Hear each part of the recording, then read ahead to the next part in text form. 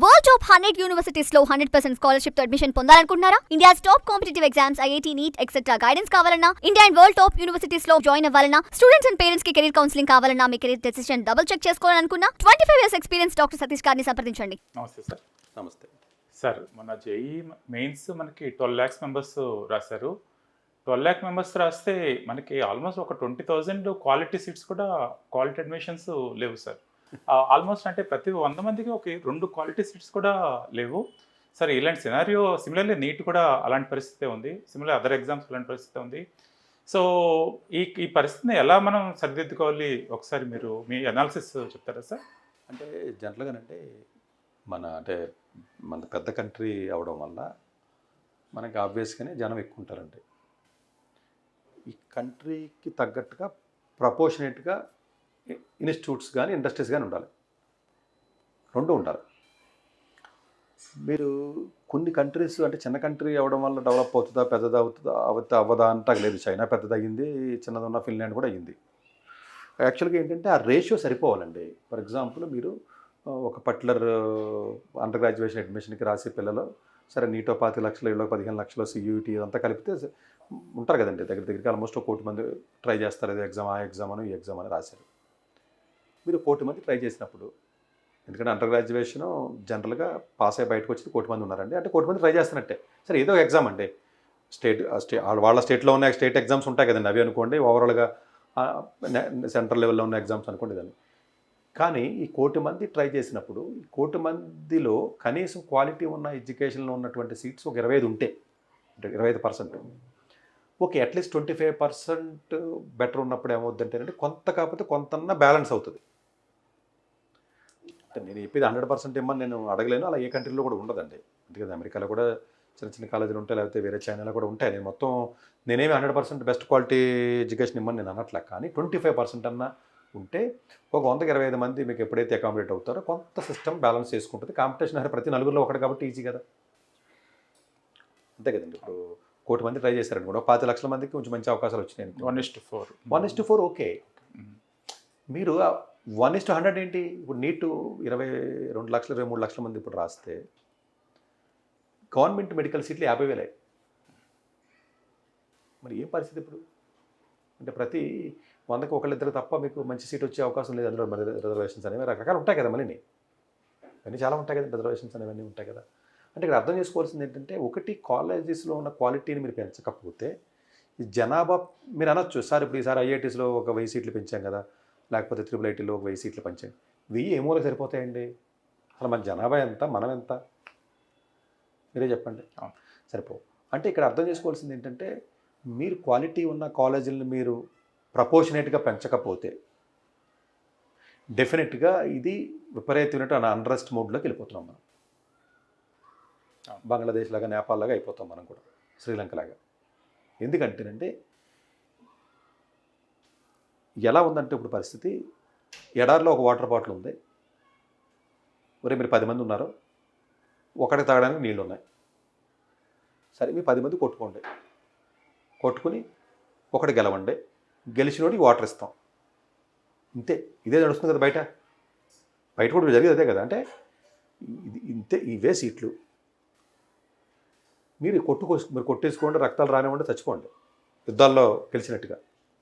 ఇలాంటి ఒక జలసీ, ఒక కాంపిటేటివ్, ఒక టాక్సిక్ సిస్టమ్ని మీరు ఎప్పుడైతే బిల్డ్ చేశారో ఇది సొసైటీకి ఇప్పటికే నష్టమే. అదే కొంత హెల్దీ మైండ్ సెట్తో మీరు సిస్టమ్ని మీరు సెటరేట్ చేయలేదు. ఇది పొలిటీషియన్స్ కానీ మిగతా వాళ్ళు కానీ చెప్తే చెప్పొచ్చు, మేము అయితే తెస్తున్నాం అవి ఇవి. రియల్గా చూసుకుంటే గ్రౌండ్ రియాలిటీలో ఏ ఒక్క స్టేట్లో అయినా, ఆంధ్రప్రదేశ్ కానీ తెలంగాణ కానీ ఎక్కడ తీసుకున్నా 1 in 100 అంటే ప్రతి 100 కాలేజీలకు ఒక్క కాలేజీ కూడా మంచిగా ఉన్న కాలేజీ లేదన్న విషయం అందరికీ తెలిసిందేనండి. ఏదో తెలియడానికి ఏముందంటే, మీరు అక్కడ సీఎం గారికి తెలియదా, లేకపోతే లోకేష్ గారికి తెలియదా, పవన్ కళ్యాణ్ గారికి తెలియదా, అందరికీ తెలిసింది ఇదంతా. నేను కొత్త కాలేజీల్లో కొబ్బరికాయలు కొట్టి కోట్లు పెట్టమని చెప్పట్లా. ఉన్న కాలేజెస్ని మీరు క్వాలిటీ పెంచేస్తే, ఒక 20-25% ఆఫ్ ది కాలేజెస్ని కానీ క్వాలిటీ పెంచేస్తే చాలు. అసలు కొత్త ఐఐటీలు, కొత్త ఐఐఎంలు ఏమని ఎవరు అడిగాడండి? అసలు ఎవరికి అవసరమో కొత్త ఐఏఎం వైజాగ్లో అవసరమే ఉంది. ఆల్రెడీ వైజాగ్లో ఉన్న ఆంధ్ర యూనివర్సిటీ ఉంది కదా, దాంట్లో మేనేజ్మెంట్ స్కూల్ ఉంది కదా, ఆ ఎంఏని స్ట్రెంగ్తన్ చేయలేదా? ఇప్పుడు ఢిల్లీ యూనివర్సిటీలో ఎఫ్ఎంఎస్ని స్ట్రెంగ్తన్ చేయలేదా? అది ఐఏఎం ఏంటి? ఎక్స్ఎల్ఆర్ ఆడు చేసుకోలేదా? దాన్ని సపరేట్గా ఉస్మానియాలో ఉన్న మీ బిజినెస్ స్కూల్ ఏదైతే ఉంటుందో దాన్ని స్ట్రెంగ్తన్ చేస్తే సరిపోయింది కదా. కొత్తగా ఐఏఎం కావాలని అడుగుతారు ఇలా. ఆల్రెడీ ఇన్ఫ్రాస్ట్రక్చర్ ఉంది, క్యాంపస్ ఉంది, మేనేజ్మెంట్ స్కూల్ ఉంది, దాన్ని స్ట్రెంగ్తన్ చేయి, సరిపోయింది కదా. మరి కొత్తగా ఒక బిల్డింగ్ కట్టి కొత్తగా ఒక ఐఏఎం అంటే ఐఏఎం అని పేరు చెప్పి క్వాలిటీ ఇవ్వాలంటే ఐఏఎం అని పేరే ఉండాలా? ఓహో, అంటే ఐఐటి అనే పేరు పెట్టి క్యాంపస్ స్టార్ట్ చేస్తే తప్ప నేను క్వాలిటీ ఇవ్వలేను అని గవర్నమెంట్ చెప్తుందా? What does it mean? నేను కొత్త ఐఐటి ఇస్తున్నాను, కొత్త ఎయిమ్స్ ఇస్తున్నాను అన్నారు, ఎయిమ్స్ మంగళగిరి ఇస్తున్నాను అన్నారు. ఎయిమ్స్ మంగళగిరి ఎందుకు ఇవ్వాలి అసలు? నువ్వు ఫండమెంటల్ క్వశ్చన్ అండి నేను అడిగేది. ఎయిమ్స్ అంటే ఇండైరెక్ట్గా ఏంటి? భారతదేశంలో 18 ఎయిమ్సే ఉన్నాయి. ఈ 18 మెడికల్ కాలేజీలో చదివితేనే క్వాలిటీ ఎడ్యుకేషన్ వస్తుంది, అందుగురించి మీ ఆంధ్రప్రదేశ్కి ఒక ఎయిమ్స్ ఇమ్మని అడిగారు కాబట్టి ఇస్తున్నామని చెప్తున్నారా? అంటే చూడండి, మీరు డివిజన్ మీరే చేస్తున్నాం.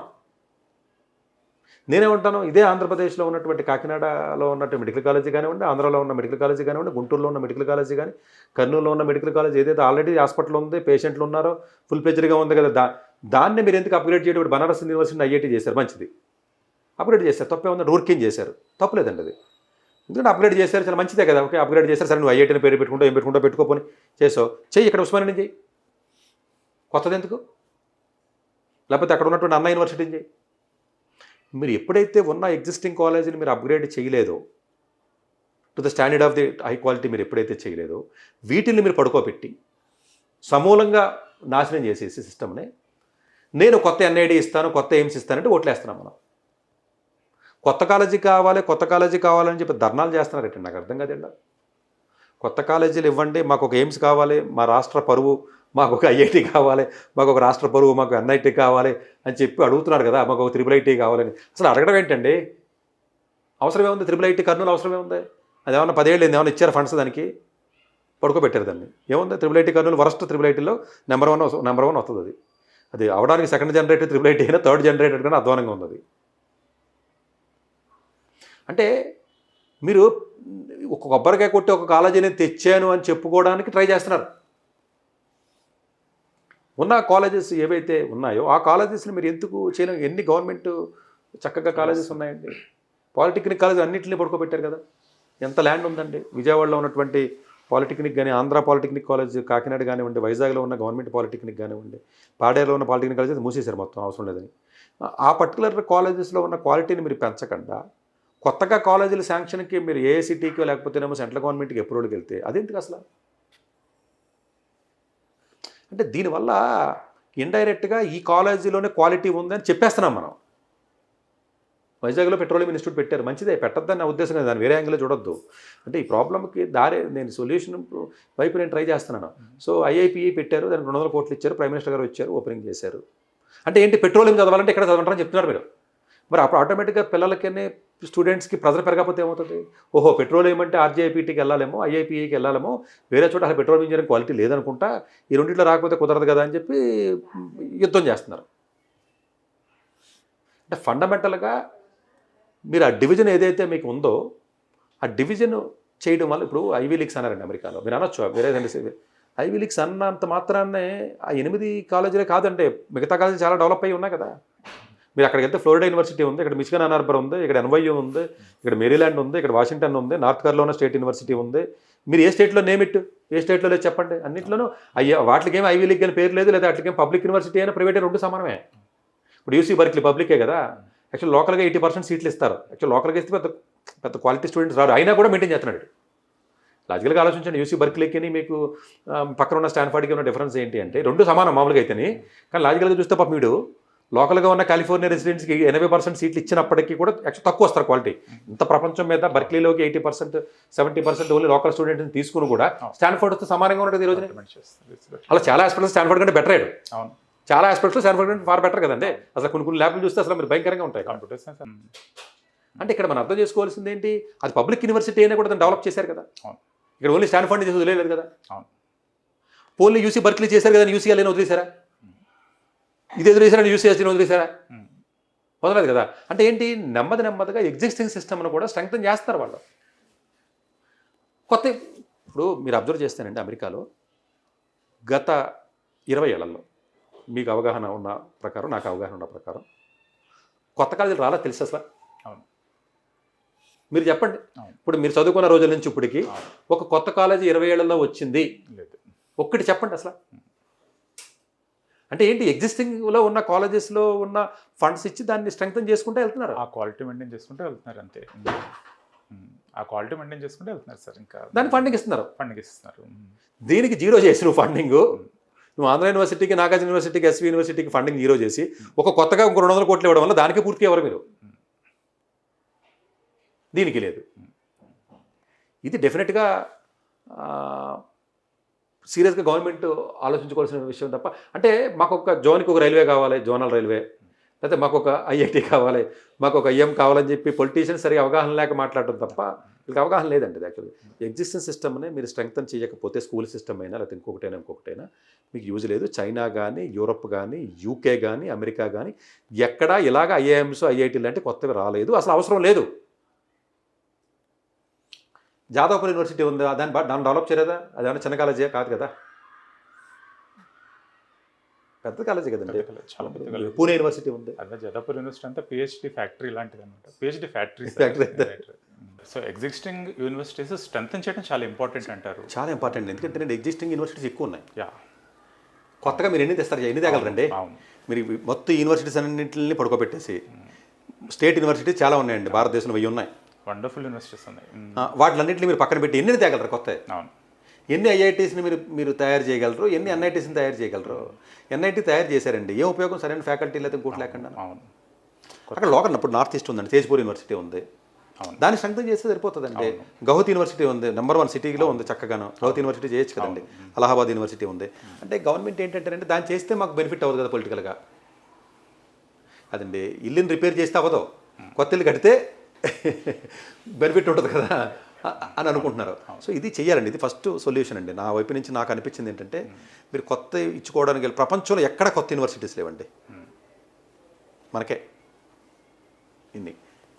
సో అందువల్ల డెఫినెట్గా మీరు ఇది ఆలోచించాలి. అలాగే ఈ కాంపిటేటివ్ ఎగ్జామినేషన్ ఏదైతే ప్యాటర్న్, ఏదైతే సిస్టమ్ ఉందో, సింగిల్ ఎగ్జామ్ పెట్టి ఏదైతే స్క్రీన్ చేస్తున్నారో, దీంట్లో కొంత మార్పు తీసుకొస్తే బెటర్ అండి. అందరికీ కాంపిటేటివ్ ఎగ్జామ్ రాసే స్కిల్ ఉండదు కాబట్టి దానిలో కూడా కొంత మార్పులు తీసుకురావాలి. బట్ దానికి ఏంటంటే మ్యానిపులేషన్ అవ్వచ్చు కదా, ఇండివిజువల్గా ఎవరో ప్రొఫెసర్కి ఇస్తే పర్మిషన్, అమెరికా అంటే వాళ్ళు కొంచెం డిఫరెంట్గా చేస్తారు అని రకరకాలుగా ఇబ్బందులు ఉన్నాయండి. నేను చెప్పేది అంత ఈజీ అని నేను చెప్పట్లేదు, కానీ మేబీ ఏదో ఒక డిఫరెంట్ కైండ్ ఆఫ్ మెకానిజంని బిల్డ్ చేసి కొంత ఏదన్నా, ఫర్ ఎగ్జాంపుల్ ఫిజిక్స్ ఇవ్వాలండి ఐజర్లోను, ఓకే కామన్ ఎగ్జామ్ కాకుండా, మరి కామన్ ఎగ్జామ్ కొంతమందికి ఎక్స్క్లూజివ్గా ఫిజిక్స్లో అచీవ్మెంట్స్ ఏమైనా చేసి ఉంటే, ఫిజిక్స్లో ఎక్స్ట్రాడినరీ నాలెడ్జ్ ఉంటే, ఫిజిక్స్లో 100కు ఒక 50 క్వశ్చన్లు 60 క్వశ్చన్లు ఫిజిక్స్ పెట్టి, ఒక మ్యాథ్స్ ఫండమెంటల్ కావాలి కాదు, మ్యాథ్స్లో 20 క్వశ్చన్లు పెట్టో, సంథింగ్ ఏదో ఒక మెకానిజంలో పెడితే, ఇప్పుడు ఏమవుతుందంటే ఆ కెమిస్ట్రీ వీక్గా ఉన్న పాపం ఫిజిక్స్ మ్యాథ్స్ ఉన్నాడు సీట్ రావట్లేదు, పాపం ఫిజిక్స్లో అడిగితే సీట్ ఇస్తే రీసెర్చ్ చేసి బాగుపడుతుంది, మన డెవలప్ అవ్వగలిగే ఛాన్స్ ఉంటుంది. మేబీ ఈ సింగిల్ ఎగ్జామినేషన్ సిస్టంలో అన్ని ఇప్పుడు మీరు ఎంటెక్ ఉన్నారండి, మీరు కొన్ని సబ్జెక్టులు బాగా చదవలేకపోయారు బీటెక్లో, కానీ మీరు ఏదో పవర్ ఇంజనీరింగ్లో ఏదో చేద్దాం అనుకుంటున్నారు, ఏదో ఎలక్ట్రానిక్స్ అది వేరేదో చేద్దాం అనుకుంటున్నారు. అంటే నేను అనేది ఏంటంటే, సరే మొత్తం టెస్ట్ చేయమని మొత్తం కాదని అన్నాం, కానీ దానికి వెయిటేజ్ ఏదైనా కొంత సంథింగ్ ఏదో ఒక మెకానిజం మీరు బిల్డ్ చేస్తే తప్ప, వెయిటేజ్ అనేది ఒక డైనమిక్గా మనం చూస్ చేసుకునేటువంటి ఉంటుంది. లేకపోతే ఏమవుతుందంటేనంటే, మీకు ఎంతో డెప్త్ ఉంటుంది ఒక ఏరియాలో, పాపం వాడు యూఎస్ఐడ్ ఏం చేస్తాడు, వాడు ఇస్తున్నాడు, వాడు ఇంటర్ఫెయిల్ అయిపోయినా పర్లేదు అంటాడు. అవును, ఏరియాలో డెప్త్ ఉంది కదా నాకు కావాలంటాడు, వాళ్ళు చాలా డైనమిక్గా. అంతే. ఇప్పుడు ఆక్స్ఫర్డ్ ఉందనుకోండి, ఫిజిక్స్ అంటే సరే ఫిజిక్స్ ఎగ్జామ్ రాయరా, మ్యాథ్స్ ఎగ్జామ్ రాయరా, నేను ఇంటర్వ్యూ పెడతాను అంటాడు. నీకు మిగతా ఏం వచ్చినా అడగట్లేదు అసలు వాడు. ఓకే, అకాడమిక్స్ కోర్స్ ఎలాగా ఉంటుంది, ఓకే. అంటే మేబీ ఈ మెకానిజంలో కొంత మార్పు మీరు తీసుకురాగలిగితే డెఫినెట్గా కొంత ఏదన్నా రియల్గా దేశానికి పనికొచ్చే వాళ్ళు సర్కిల్ బయట ఉండిపోతున్నారు. కాంపిటేటివ్ ఎగ్జామ్ క్రాక్ చేసినంత మాత్రాన అందరూ గొప్ప వ్యక్తులు అవ్వాలని లేదు కదా, ఒక్కొక్కడు స్లోగా చేస్తాడు, డీప్గా థింక్ చేస్తారు, డీప్ థింకర్స్ వాళ్ళు, వాడు బయట ఉండిపోతున్నాడు. వాళ్ళకి ఏదన్నా ఒక అవకాశాన్ని ఇప్పుడు కొత్తగా ఒలింపియాడ్స్ అని వేరే రాసిన వాళ్ళకి కొన్ని సీట్లు ఇస్తున్నారనుకోండి, ఇది ఇంకా కొంచెం పెరగాలి. అప్పుడు ఏమవుతుందంటే కొంతమంది ముందుకు వచ్చే అవకాశం ఉంటుందండి. ఇది కూడా ఒకటి గవర్నమెంట్ కొంత సీరియస్గా ఆలోచించాలి, అందరికీ ఒకే ఘాటి మీద మరి కట్టేయకూడదు. ఎగ్జాక్ట్లీ, అది కూడా కొంత చెయ్యాలి, ప్రజలు బిల్డ్ అయిపోతుంది కాబట్టి. అలాగే ఇలాంటి ఇలాంటి ఎగ్జామ్స్ పెట్టినప్పుడు, నీట్ కానీ లేకపోతే ఇలాంటి పెట్టినప్పుడు ఏదైతే 2 times పెడుతున్నారో ఎక్కువగా షిఫ్ట్స్ పెట్టకపోతే ప్రజలు తట్టుకోలేరండి పిల్లలు. ఇప్పుడు కాదండి, ఇప్పుడు జేఈ 2 times పెట్టారు, ఓకే నీట్ కూడా పెట్టండి 2 టైమ్స్ 3 టైమ్స్. అవును అంటే ఏమవుతుందంటే అది ప్రెజర్ని ఒకేసారి తీసుకోలేకపోతున్నారు. అవును సార్. అందరూ తీసుకోలేరు కదండి. మల్టిపుల్ టైమ్స్ పెడితే మరి పేపర్ ఏమో నార్మలైజేషన్ కదండి, ఏదైనా నార్మలైజేషన్ కదండి. కాబట్టి పేపర్ మారితే ఉందండి, నార్మలైజేషన్ కదా.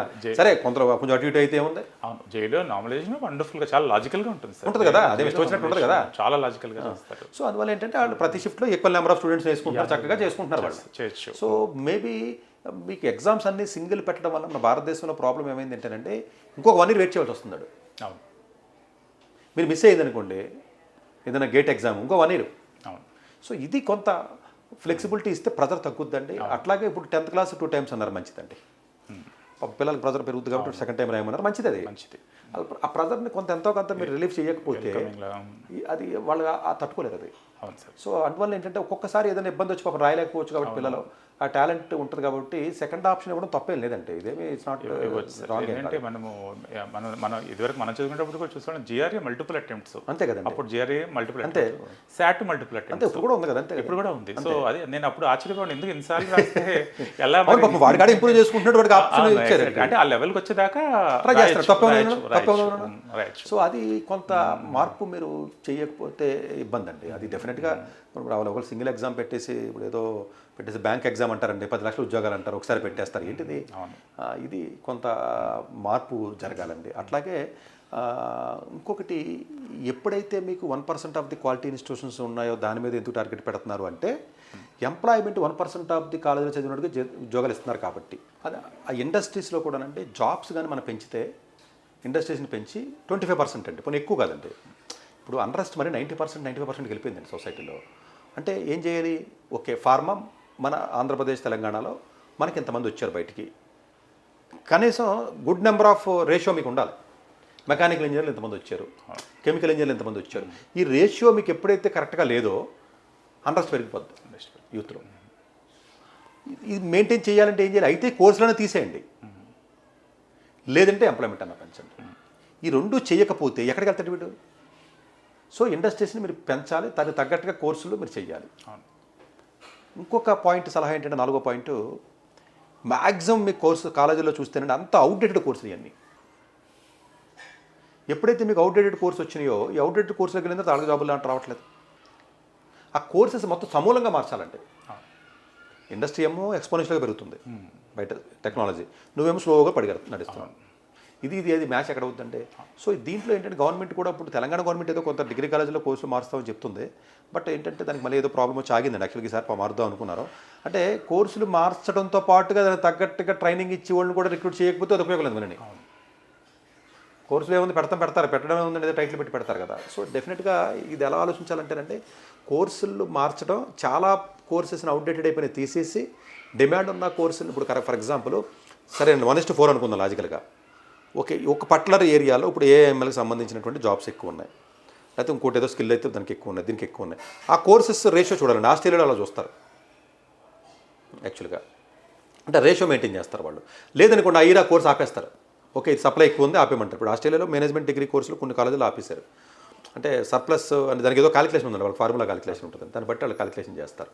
సో అందువల్ల ఏంటంటేనంటే ఈ ఇండస్ట్రీ జాబ్స్కి ఇక్కడ చదివి స్టూడెంట్స్ కోర్సులకి ఈ రెండింటిని సమన్వయం చేసి సిస్టమ్ కానీ ఏది లేదు. అంటే మనకి జాబ్స్, ఇండస్ట్రీస్, అన్ఎంప్లాయ్మెంట్ సంబంధించిన వాళ్ళు ఒక మినిస్టరు, ఎడ్యుకేషన్ సంబంధించిన లోయర్ ఎడ్యుకేషన్ ఒక మినిస్టరు, హైయర్ ఎడ్యుకేషన్ ఒక మినిస్టరు. ఈ సమన్వయం ఎప్పుడైతే మీకు లేదో, ఆ సమన్వయం ఉంటే అనుకోవచ్చు ఓకే ఎంతమంది వస్తున్నారు, ఎంతమంది జాబ్లకు వెళ్తున్నారని చెప్పి రిపోర్ట్ వస్తుంది కాబట్టి దాన్ని బ్యాక్ ఇంజనీరింగ్ చేసి ఏదో కొంచెం అటు ఇటుగా దాన్ని సెట్ చేయడానికి ఉంటుంది. అసలు ఇక్కడ ఎవరికాడే పని చేస్తున్నాం మనం కలపట్ల. సో కోర్సెస్ను కూడా కొంత అప్డేట్ చేసి కొన్ని తీసేసి మరి అలా బతకాలంటే వేరే కోర్స్ పెట్టు, మరి డిమాండ్ ఉన్న కోర్స్ పెట్టు. ఇప్పుడు డేటా సెంటర్స్ వస్తాయంటున్నారండి. సో ఐటీఐ కాలేజీలు ఉన్నాయి, వాటిని స్ట్రెంగ్తన్ చేసేవనుకో రేపు ఏమన్నా దానికి పనికొస్తారు కదా. సంథింగ్ ఇండస్ట్రీస్ కొంచెం పెంచడం కానీ ఏదో ఒకటి. ఇప్పుడు ఓవరాల్గా గవర్నమెంట్ ఏదైతే ఇండస్ట్రీస్ని ప్రమోట్ చేస్తుందో ఆ ఇండస్ట్రీస్ తగ్గ కోర్సెస్ మీరు పెట్టకుండా మిగతా కోర్సులు ఏవో అవి ఏదో బిఏలు బీకామ్లు పెట్టి ఐజేసి చేసినట్టే కష్టం కదా. సో ఈ ఓవరాల్గా ఈ 1 in 100 మీకు పోవాలి అంటే ఇది ఒక రకమైనటువంటి అన్రెస్ట్లోకి వెళ్ళి డిఫరెంట్ కైండ్ ఆఫ్ సిచ్యువేషన్లోకి భారతదేశం వెళ్తుందని నాకు అనిపిస్తుంది. లాస్ట్ 1 year నుంచి నేను అబ్జర్వ్ చేస్తే మీకు ఫ్రస్ట్రేషన్ ఒక స్టేజ్ దాటితే వేరే రకం కన్వర్ట్ అయిపోతుంది. నీకు బతకడానికి ఆకలి వేసేది తినడానికి లేదనుకోండి, చంపేస్తావు నువ్వు. క్రైమ్ అలాగే కదా పుట్టింది. సో దీనికి డెఫినెట్గా మీరు కొట్టుకోండిరా, ఎడారిలో ఒకటే వాటర్ బాటిల్ ఉంది, నా దగ్గర ఒక బాటిలే ఉంది, మీరు కొట్టుకుని ఎవడు విన్ అయితే ఆడికే ఇస్తాను అన్న గేము ఎక్కువగా నిలబడదు. మీకు ఎప్పటికీ అది మంచి గేమ్ కాదండి అది. సరే, విచ్ ఇది ఆప్టిమం రేషియో మీరు చెప్పినట్టు 1:4 ఇది ఆప్టిమం రేషియో. అంతే కదా, అట్లీస్ట్ ఓకే నేనేమి 100 మందికి మనం అడిగితే అది మరి దీనికి ఏమవుతుంది. 1:4 ఇది ఆప్టిమం రేషియో. అంతే, ఇప్పుడు మరి అలా లేదు కదండి. అసలు 1:4 ఎక్కడ, 1:10 కూడా లేదు. లేదు కదా, 1:10 కూడా లేదు, 1:50 అలా ఉంది. మరి మిగతా వాడి పరిస్థితి ఏంటి? ఆ 1:50 కూడా దే నాట్ క్వాలిటీ సీట్స్ అన్నమాట. అంటే మనం ఐఐటీస్ 20,000 లెక్కేసుకుంటాం, అన్ని ఉండవండి. ఇప్పుడు మంచి ఐఐటీస్ ఎన్ఐటీస్ కలిపి 20,000 లెక్కేస్తాం, కానీ ఉండదు అందులో అది క్వాలిటీ. మామూలుగా అసలు కంప్యూటర్ సైన్స్ ఎక్కడ దొరుకుతుంది? 2,000 వచ్చినా అడ్వాన్స్లో లేదు, అసలు రాలేదు, మంచి కాలేజీ రాదండి, రావట్లేదు. సో అది ఏంటంటేనంటే ఏమి లేదండి, వీళ్ళ ఫ్రీ పీస్ మానేసి ఇన్స్టిట్యూషన్స్ డబ్బులు ఇచ్చేస్తే ఎటానమస్గా చక్కగా రిక్రూట్మెంట్ చేసుకుని మంచి ల్యాబ్లు పెట్టుకుని డెవలప్ చేసేస్తే కంట్రీ డెవలప్ అయిపోతుందండి. ఇప్పుడు చైనాలో చేసింది అదే కదా, చైనాలో అదే చేశారు. చైనా వాళ్ళు చక్కగా యూఎస్లో ఎంఎస్ పిహెచ్డీ చేస్తారు, వచ్చి మళ్ళీ యూనివర్సిటీలో చేసుకుంటారు. కానీ ఇక్కడ మనకు ఆ పరిస్థితి లేదు కదా, ఇక్కడ పరిస్థితి వెనక్కి వచ్చే పరిస్థితి లేదు, ఇక్కడ నుంచి వెళ్ళడానికి పరిస్థితి లేదు. సో డెఫినెట్గా గవర్నమెంట్ దీని మీద సీరియస్గా ఆలోచించకపోతే మీకు బ్రెయిన్ డ్రైన్ కూడా ఆగదు. ఎవడైనా ఎక్కడ అవకాశం ఉంటే అక్కడ పోతాడండి, ఎవరిని ఆపుతారండి? మీకు నాకు వచ్చి మనం వెళ్తాం, మన పిల్లల్ని పంపిస్తాం కదండి. ఇదేమి అవి మాట్లాడడానికి బాగుంటాయి యూట్యూబ్లో, బట్ ప్రాక్టికల్గా అలా ఉండదు కదండి. ఆకలి వేసిన వాడికి మీరు ఎలా ఆపుతారు? మీరు అన్నం ఎక్కడ దొరికితే అక్కడికి వెళ్తారు మీరైనా, నేను అంతే కదా. సో ఇది డెఫినెట్గా ఈ నెంబర్ని పెంచాలండి, అటు జాబ్స్ పర్స్పెక్టివ్లో నెంబర్ని పెంచాలి. ఒక్క ఐటీ ఇండస్ట్రీ చూపించి భారతదేశాన్ని ఎంతకాలం ముందు తీసుకెళ్తారండి? అంటే మిగతా ఇండస్ట్రీస్ వద్దా? కెమికల్ ఇంజనీర్ చేయడానికి జాబ్ లేదు. ఇవాళ ఏరోస్పేస్ ఐఐటి ఖరగ్పూర్ అబ్బాయి ఒక అబ్బాయి వచ్చాడు నా దగ్గరికి కౌన్సిలింగ్. ఎక్కడికి వెళ్ళాల్సిన ప్రైవేట్ ఇండస్ట్రీ ఏది అసలు? ఇప్పుడంటే ఏదో ఎలా చేస్తారన్నారు, మనకి రావాలి. ఎక్కడికి వెళ్తాడు? ఓకే, ఎంతకాలం హాల్ అని చెప్తారు మీరు? బిహెచ్ఎల్లో హాల్లో ఎంతకాలం మాట్లాడతారు? ఎన్ని ఉంటాయి వేకెన్సీస్? ఎన్ని ఉంటాయి? సో మీరు ఈ ఇండస్ట్రీస్ని కాదండి, ఇన్వెస్టర్స్ని ఇన్వైట్ ఇప్పుడు మీకు ఇంకొక నేను ఫ్యాక్ట్ చెప్పాలంటే, అంటే ప్రాబ్లీ దీనికి సంబంధం ఇక్కడ రిలేటెడ్ కాదు కానీ ఎఫ్డిఎస్ మీకు తెలిసిందే కదా, ఆల్మోస్ట్ ఈసారి 50 బిలియన్ మనకి ఫారినర్స్ వచ్చి ఇన్వెస్ట్మెంట్ పెట్టారు. ఎవ్రీ ఇయర్ కూడా 50 బిలియన్ వరకు ఉంటుందండి. ఇంతకుముందు చూస్తే కొంచెం తక్కువ ఉంటుంది. నేను ఎక్కడో చదివానండి నేను నిన్నే.